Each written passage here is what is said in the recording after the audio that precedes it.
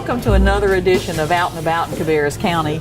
I'm County Commissioner Liz Poole, and I'm happy to host today. I've got two guest speakers today with me to talk about public safety that goes on in Cabarrus County. And my first guest is Division Chief Kirk with Kannapolis Fire Department. Yes, ma'am. So I'm one of those people that when there's an emergency, because I'm not trained, I tend to run away. And you're one of those people that tends to run in. Right. No matter what's going on, you're always running in. So what in the world convinced you that this was a good career to go into? Well, for me, it was all I ever knew, honestly. My grandfather was a volunteer firefighter. That wasn't his career, but he was a volunteer firefighter in Mecklenburg County. And my dad, who was a huge influence in my life, was also a volunteer firefighter as well as a fire marshal. He retired as a fire marshal in Mecklenburg County. So really from long as I can remember, that's all I ever wanted to do. So, my mom had a little book when I was little. It would have all my school stuff from every year, and every year it was, what do you want to do when you grow up? And it was like, I want to be a fireman like my dad. I want to be a fireman like my dad. So it's all I ever knew. It's all I ever really wanted to do. So it's pretty natural for me. And it's so important to have such good influences on your life growing up with your grandfather and your dad and the people that they were around to help you see that this is a great profession to go into. It is. You can't just walk into the job, though. You've got to have some training. So how did you do that? So in North Carolina, the state Office of State Fire Marshal regulates firefighter certifications in the state. So to be a firefighter that can enter into a burning structure, you have to have North Carolina certification. There's 1403 certification for live fire, and then the firefighter 1 and 2 series. So those are administered through the community colleges throughout the state. It's not a degree program, it's a certification program. And then there are degree programs in addition to that as well at the 2-year and 4-year and even at the master level. So, but entry level for the state is firefighter 1 and 2 certification. And you got your training through which place? I went to, of course, the firefighter 1 and 2 classes are through the community colleges, but I did my degree program as well through Central Piedmont Community College, and then attending Columbia Southern University for a bachelor's now. So. And I failed to say at the beginning, we are at this wonderful Park Road Soda Shoppe here in Kannapolis, and not too far from Rowan Cabarrus Community College. Correct. And they also offer that at their North Campus. And we do have a really good relationship with Rowan Cabarrus. We work with them. They have a nice burn building up in Salisbury that we use a lot, so we have a real good relationship with them. And we have a couple of high schools in the region that also offer the courses. South Rowan, I believe, and Concord High School both offer things available for high school students to get started. I know Concord has a really good program. South Rowan started one. So there are a lot of opportunities out there. And it's a great profession. It is. I love it. That's a good thing.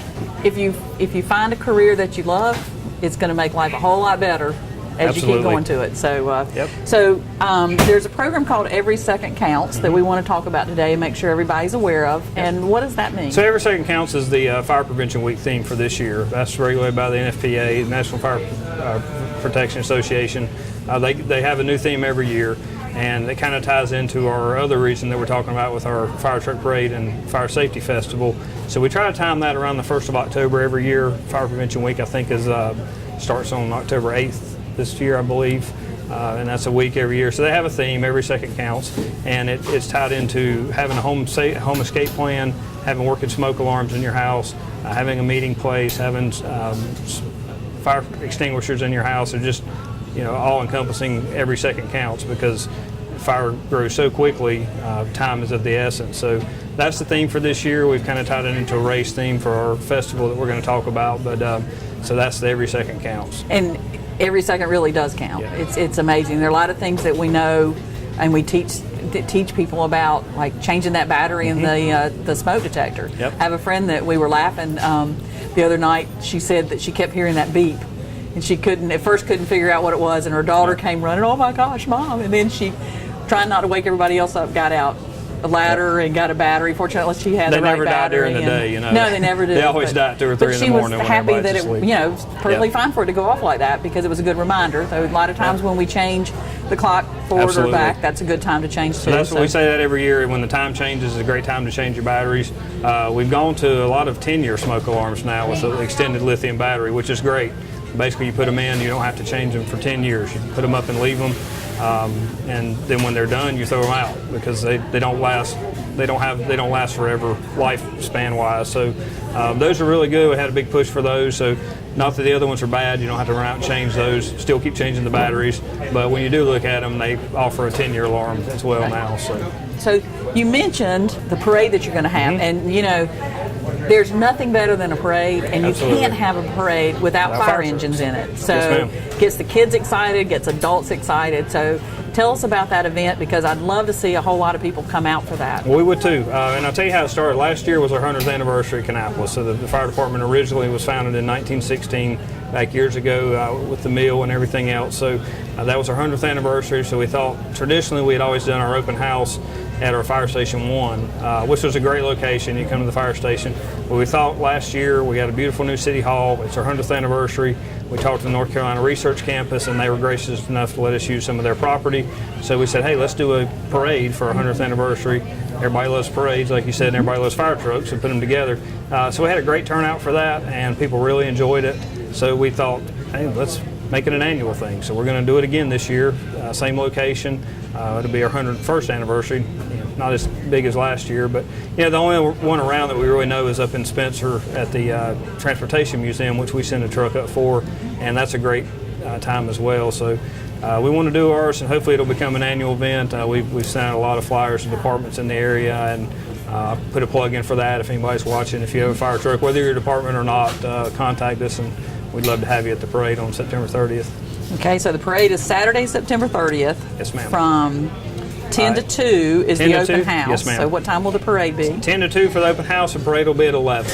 Okay. So that gives everybody a chance to get there. Last year we started with the parade, and we had a lot of people that didn't make it in time. So we start a little bit earlier, give them time to get there, and then we'll start the parade. And after the parade, most of the trucks hang around, and we do a show where we give awards for the best engine, best ladder, best rescue, best antique. So we have those judged as well. And the kids can just go around and see the trucks, touch them, sit on them, just a real good time. So we'll also have we'll have a couple of helicopters there. The Forestry Service comes, and Carolinas Medical Center sends a helicopter. A ton of safety-related vendors that will be out there that have products and things that they do safety-wise. So it's a real good time. Our nonprofit, Kannapolis Firefighter Assistance Foundation, will be doing food. They do hamburgers and hot dogs for sale, so to raise money for that. So. Okay. Good time. Great. So for everybody, just a reminder, Saturday, September the 30th, 10 to 2 at the Research Campus, North Carolina Research Campus in Kannapolis. Get there early, get ready for the parade, be ready to cheer, and support everybody that's coming out, and it'll be a great event. Thank you very much for joining me today for this portion of Out and About, and I hope your day stays very calm and quiet. Thank you, Commissioner Poole. Appreciate it.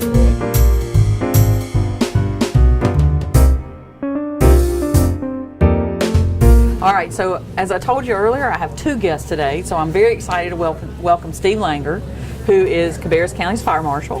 Thank you for having me. And I'm so happy to have you here. So we're still talking about public safety and what's going on in Cabarrus County. We want to shift gears just a little bit. So what the heck is a fire marshal, and why do we even need you? Well, the fire marshal or fire marshal's office is typically responsible for fire prevention. Fire prevention is made up of 3 different programs: fire inspections, fire education, and fire investigations. So really, fire marshal's office is kind of mandated under statutes that the code enforcement and stuff is provided by the jurisdiction, and so that's kind of what we do and our purpose. Okay, so why in the world would you choose fire service as your career? Well, I actually wanted to be a police officer after high school, believe it or not, and I guess I got lucky. Right after high school, I joined the Armed Forces, went to basic and AIT, and within 6 months after that, I was deployed overseas to Bosnia. After that was done and I came home, I actually bought a house across from Kannapolis Fire Station 3. Back then, Kannapolis was still mostly volunteer. It had paid engineers at departments, but had volunteers. I had some family and friends that were in the fire service, and so they said something to me about volunteering. So I gave it a shot. I actually was working one of the first security officers that was hired out at Concord Mills during the construction phase. And I had a gentleman come by me and from the City of Concord Fire Department and asked me if I ever thought about being a fire inspector. And I didn't even know what a fire inspector was at that point in time. So I had every Friday off, so I went and rode out with the City of Concord every Friday, and it piqued my interest. And at that point, I landed a full-time career with Concord until I transitioned to the county about 13 years ago. So I've been at the county now, this next month will be 13 years. Well, we're all lucky to have you. So again, you were influenced by the people around you. Definitely.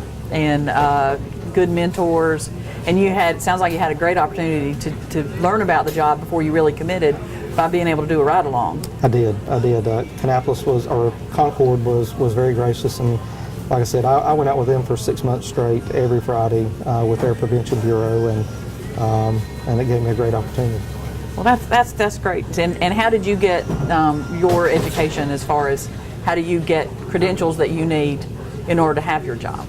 Well, I mean, it really all started then. It started with the volunteer service. You know, at that point, I started taking classes. You know, in the county, we have a rookie school that's run through Rowan Cabarrus Community College, through the fire departments, and certain segments of the firefighter 1 and 2 curriculum is taught at the various departments. And I just started pursuing that.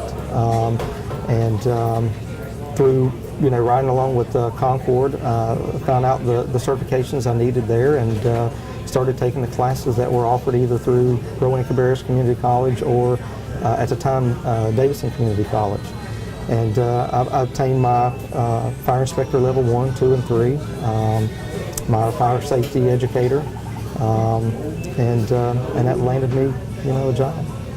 So there are good jobs available without a 4-year degree. Oh, definitely, definitely. I have to get my plug in every once in a while. So we're very fortunate in Cabarrus County. We have, the city of Kannapolis has a fire department, city of Concord, city of Harrisburg, town of Mount Pleasant. They all have fire departments. But there are other areas of the county that are covered with volunteer fire departments, and some of them struggle to get enough volunteers and to get the training that they need. But they're very important for me as a county commissioner, and everybody that lives in Cabarrus County. It's very important to have those groups.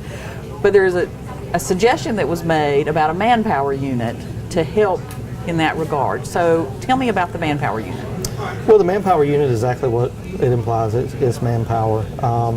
You know, most people don't realize that on a fire scene, you know, you need 12 to 15 individuals to effectively and safely operate on a structure fire. You know, you've got your guy that drives the truck. When he gets there, he's the pump operator. You know, you've got your incident safety officer, the person in command, your attack crews, RIT team, and it quickly adds up to a lot of people. And so you take a good hot day, unlike what we're having right now where it's, you know, 80 degrees, then that doubles because you're running them through that hot fire, and so you've got to switch those people out. In the volunteer fire service, we've started to see a decline, especially not just in Cabarrus County but nationwide. And about, I guess it was 10 years ago, 2006, 2007, the Fire Marshal's office came before the commissioners and asked to put in a staffing grant program to try to help with that.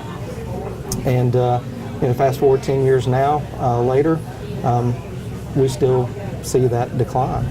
And so we wanted to look to try to provide some other help to the departments to try to also, you know, help with some of those safety concerns with having enough people to operate on a fire scene. So, you know, that's what we brought before the manpower unit. That's kind of how it's evolved. And it's located where? It's located at EMS Station 2 on Highway 49. So it's accessible to all around the county. It is. It can go to any department. It just happened to work out. EMS went to 12-hour shifts and opened up some space, and that was a very good location because they can really reach the majority of our fire departments. And so we have this unit. They go out and help with the volunteer fire departments. If there's a call, they can respond and get started. What are the goals of the program? Well, really the main goal in the future is really to try to take the unit to 24 hours. As I said, you know, we continue to see that decline. You know, members of volunteer departments, that were members when the department either first started or in the first decade, they're aging out, they're retiring. And it is hard to find people that are willing to commit the number of hours that are required to be a volunteer. I mean, you're talking about over 300 hours just for your firefighter certification, and that's hard. And so we really hope that we can expand this program so that we can provide that additional help to our volunteer departments 24/7. I think that's the biggest goal, and so that we can also retain the people that we've hired. Around us, a lot of departments, full-time career departments, they operate on a 24 or 48-hour schedule. And so, we don't want to end up being that training ground where, we bring people in, but we constantly lose them to other career departments. Well, we need to wrap up today for our session. I want to say again, thank you so much for Park Road Soda Shoppe for allowing us to come up and take up part of their space. I encourage everybody to come up here. Great food, great location, great atmosphere. I want to thank both of my guests for being here today. And I also want to make a plug because of what you just said. Volunteer fire departments are so critical for not only Cabarrus County, but Rowan County and everybody around here. If you have an interest, go to a volunteer fire department. They are families, and they will welcome you in that family. You will find it's a pathway to a great career. Contact Rowan Cabarrus Community College, contact Central Piedmont Community College. If you're in middle school, talk to your school counselors about the Public Safety Academy at Concord High School. There are loads of ways to get involved. I can't ever imagine and don't want to imagine a time when we don't have people like you who run in when I'm scared and running out. And we need to find a way to grow from within Cabarrus County, whether it's law enforcement, EMT, fire, emergency management. We need people, and we need people to take this seriously and to join us. So thank you all very much for watching Out and About today in Cabarrus County from the great Park Road Soda Shoppe, and we hope to see you soon. If you have suggestions for topics or location that you would like to see on Out and About, please contact us. Our email address is outandabout@cabarruscounty.us.